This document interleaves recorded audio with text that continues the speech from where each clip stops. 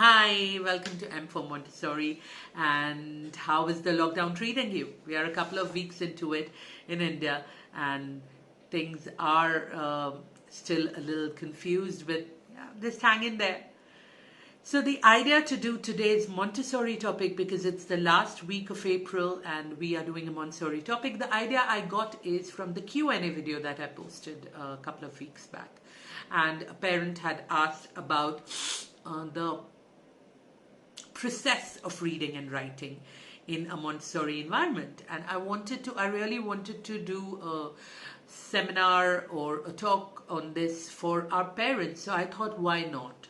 Why not just take the parents through a brief journey of the beautiful Montessori reading and writing journey of a child, right? So here we go. Now, I usually speak to you guys as you're sitting in front of me and I'm speaking to you, but today I have jotted down my points on my very trusted notepad here. So I will take points from there and I will speak because I don't want to miss out on anything. So are you ready to go on an awesome sneak peek into the amazing journey called reading and writing, Montessori reading and writing? Are you? Shall we start? So, yes. Reading and writing is, as adults, we focus a lot, as parents, we focus a lot on when rather than how when we think of reading and writing for a child. And we don't consider it as a huge thing. We think that it very easily can develop. Only when the child struggles can we think of it being a very difficult task. For a child, on the other hand, if we look from their perspective, it's a very mammoth task. It's a huge thing to master those strokes, to be able to read, to be able to write his thoughts down, right? It's a complicated process because it involves a lot of sounds, making sense of sounds, decoding the code, then making words out of these sounds, making sentences out of these words, and then putting your thoughts into multiple sentences out of one single sentence. To top it all, English language, the code, alphabetic code, is not very transparent. So it is a little complex. We call it the opaque code, right? So that's not as Montessori, any language trainer who's worked with language and who has studied the English language code. Nowadays the term is that it's the opaque code because there is no clear-cut rules in most of the English language, right? All right, so yes, the opaque code. On top of everything, you have to acquire your pincer grip, your ability to write on paper from left to right, lightly, not too hard, don't press too much, don't write too lightly. So all these things come with a lot of practice, right? I'm sorry, my allergies are just spiked up. I'm allergic to pollen, so you'll have to bear with that. Montessori encourages as much as we can a very natural flow of learning. To read and write, like in all the other areas of work that we do, right? So which means the child will struggle a little less compared to a lot less compared to his or her counterparts in a regular preschool environment, right? In the methodology thoughtfully made reading and writing a part of the curriculum. So even before we formally introduce sounds or phonics or letters to children, we do a lot of language activity, a lot of vocabulary building activity, a lot of activities around sound with the children. Now, I'll not go in depth because there are a plethora of activities where we work on vocabulary, on sound recognition, and everything before we introduce sounds. So that's how we work, right? It's a very natural process, and children take it very naturally, right? We try to make it as attractive to the children as possible. So let's take a sneak peek into the reading and writing process of Montessori. I'm so sorry, I'm so bad at it. Okay, children are able to read, to put in the sounds for letters, and letters become word, and then they are able to put these words together. Children in Montessori environment learn to write first. Yes, that's true. There is a lot of debate that regular school teachers have, that reading comes first and everything. But for us, always writing is, in just 1 or 2% cases, maybe reading comes simultaneously with writing, but it's always reading that is, it comes first, and we do a lot of, sorry, writing comes first. I'm so sorry. And we do a lot of activities around writing with the child first. So it all starts, a formal introduction to language starts, I'll not say the age because we don't follow that, right, with the sandpaper letters. Now, sandpaper letters are these are boards with letters on top, made out of cutout sandpapers, and these are different color coded, for pink for consonants and blue for vowels, and the children sensorially take the impression of the sound that they are being introduced to, and when they trace the letter and they say ah, they go simultaneously. So there's a lot of movement, there's touch, there's sound involved. It's a multisensorial activity through which we introduce sounds to children, right? And they form the shape of the letter. When we introduce, we simultaneously help them form the shape of the letter. Right? They trace the letter with their fingers on a textured sandpaper letter cutout, as I told you, which is multisensorial. They learn strokes, and they eventually, eventually at a later stage, they start joining these letters that they have learned. Slowly, not so slowly really, because in practical life it happens, the transition happens quite quickly, before we expect, actually, as adults, because we at times undermine the child's ability to understand if he or she is in the right environment. So soon they move on to mobile alphabets by easily putting on sounds together and first making simpler words and then moving to more complex words, right? So if I tell them the word blend, they'll go blend, and they'll make the word. Obviously, we take them step by step first, and then they learn how to make or put the sounds together.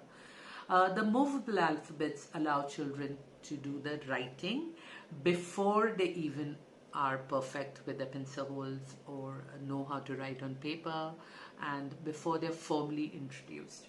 Writing is a very hands-on process, and in Montessori we appreciate that, and we know that each child will learn through hands-on, in a hands-on manner throughout his or her learning journey in the school. So in Montessori classroom, children develop a lot of movements required to work with pencil grip, with a lot of sensorial material before we formally give them pencils, right? So they work with cylinder blocks, they work with touch boards or tactile boards, they work with noise boxes, they work with geometric cabinet, a lot of things sensorially, where they are working on the movements, on the fine motor movements required for holding that pencil and writing it on the paper before they even know, before most of them even know what a pencil is. So that's how we naturally blend it in. Once the foundational, like the hand is prepared and it's got enough strength, then we begin to direct children to use pencil. We have metal insets which are introduced. We introduce, they are given sheets, banded paper with pencils, color pencils, and then they can use chalkboards which are banded. Then they are slowly progressed to a full-lined book. Throughout the process, one thing we ensure is we do not at any cost demotivate or discourage the child, mock him. That's a big no-no. we don't want to make them feel negative about their struggle if they are going through any. And we also encourage them a lot by providing them a lot of encouragement, verbal, a lot of materials to support their development, superior quality stationery, a lot of choices which they have on what to write, with what to write, and what the content, what to write, right? At ILET, if I talk about my school and many schools across the globe, we introduce a cursive font to the child. Shocked? Yes, you will be. If you come from a very different perspective, a different regular school perspective, you will be shocked. But there are many reasons behind it, and I'll just state a few. While cursive letters seem difficult to adults, they are actually, they have proven to be easier to learn to make. Right? You don't have to continuously lift the pencil, think that whether you have to go right or left, because cursive move in one direction, right? This makes the act of writing more fluid and more continuous without much stopping. So I have noticed actually there are children who joined us a little late than 2.5, and they had the unfortunate experience of being in a regular school. Though they joined us at 3, regular schools made them write at 2.5.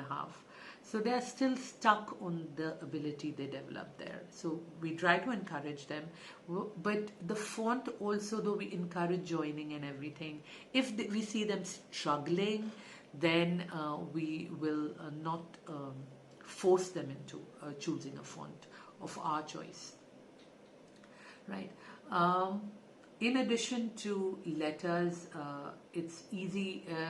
In print, there are a lot of mirror image letters, B and P and Q and D. So in cursive, that doesn't happen. If you see, the cursive B is very different from the cursive D, and the cursive Q is very different from the cursive P. So the mirror imaging doesn't happen, and letters move from one direction to the other. So that struggle of the child doesn't happen in a cursive environment, right? In addition to this, to all these amazing things, cursive makes blending and then reading also easier, because there's a continuity, a fluidity, right, which I talked about in the previous point. Once the child has learned how to use their letter sounds and make words, she or he shifts towards joining words to put across phrases and then sentences. Now we again make these sentences encouraging. We make it fun to work for the child. We give them a lot of options. We encourage a lot of choices given to the child. Unfortunately, during the lockdown, I'm guiding parents as much, but children are not... many of them are not getting that much choice that they get in school. So we're just wishing that this gets over really soon. We also introduce children to print and capital alphabets and names also of the alphabets. But that's later, once they are developed into writing words and then forming phrases and sentences. Right. By this stage, they identify that they have. By this stage, they identify that they have the ability to put together words and read, right? So that's where the explosion into reading happens. So in Montessori, writing also happens as an explosion, and reading also. 2 parents in the past 2 weeks have told me that their child used to be a little resistant, but now they are beautifully writing, and they want to write. They ask for paper, they ask for pen and pencil, and they write, right? Which is what writing explosion and the reading explosion is about. That out of choice, out of their own will, they take up these activities, which is very surprising for some parents and very unique to Montessori. Now let's talk about reading. As in writing, in reading also we give them options. So there are not just reader level books.